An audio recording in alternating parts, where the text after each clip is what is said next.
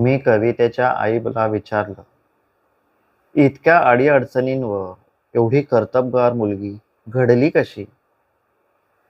आषाढात रुपेरी बीज सळसळावी तशी तिची आई अभावितपणे बोलून गेली.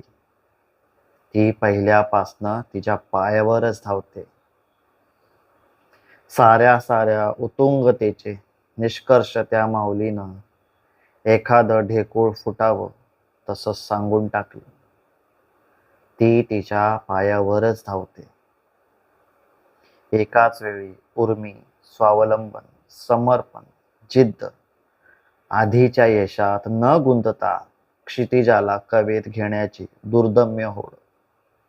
सारं सारं सहज सामावलेलं होतं त्या माऊलीच्या एका वाक्यात.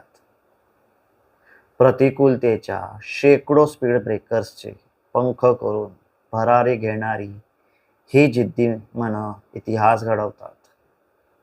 आणि सारं सारं सहज मिळून पालकांनीच खडी फोडून बनवलेल्या राज रस्त्यांना आपल्या अंगीभूत आळसाने स्पीड ब्रेकर बनवलेली मुलं तिथेच थांबतात.